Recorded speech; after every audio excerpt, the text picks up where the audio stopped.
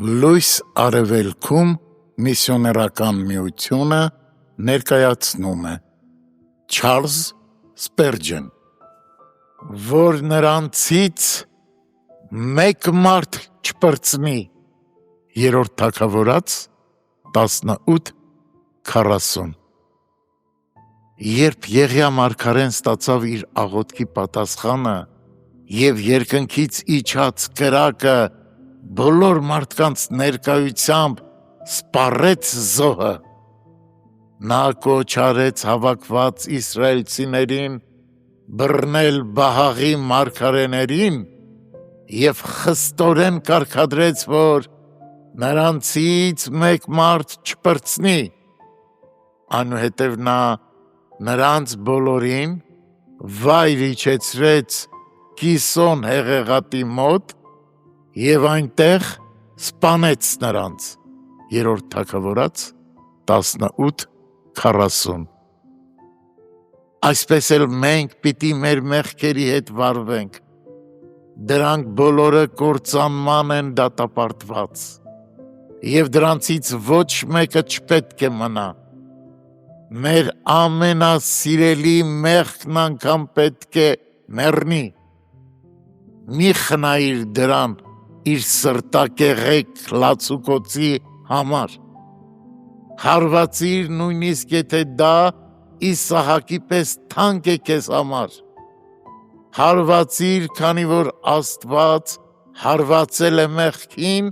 երբ այն դրված էր իր սեփական որդու վրա, դու պետք է անկոտրում և անդրդվելի վճռականությամբ մահվան դատապարտես այն մեղքը, որ մի ժամանակ քո սրտի կուռքն էր, հարցնում ես, թե ինչպես պետք է անես դա, Հիսուսը կլինի քո զորությունը, նոր ուխտով դու մեղքին հաղթելու համար քեզ տրված շնորհք ունես, դու զորություն ունես հաղթահարելու քո ներսի անսանձ կրքերն ու ցանկությունները, քանի որ Քրիստոս Հիսուսը խոստացել է մինչև վերջ քեզ հետ լինել։ Եթե դու ցանկանում ես հաղթանակ տանել խավարի նկատմամբ, կանգնիր արդարության արեգակի ներկայության մեջ, չկա ավելի հարմար տեղ մեղքը բացահայտելու և դրա տիրապետությունից ազատվելու համար, քան Աստծո անմիջական ներկայությունը։ Հոբը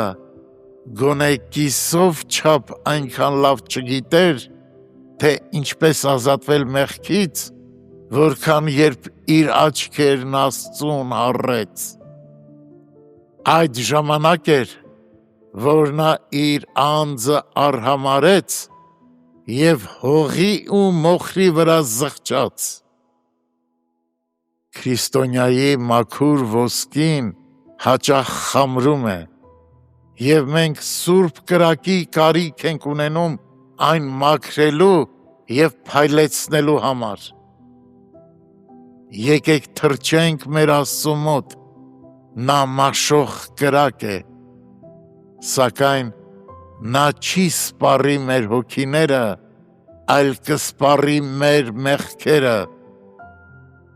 Թող Աստծո բարությունը, սուրբ նախանձավորություն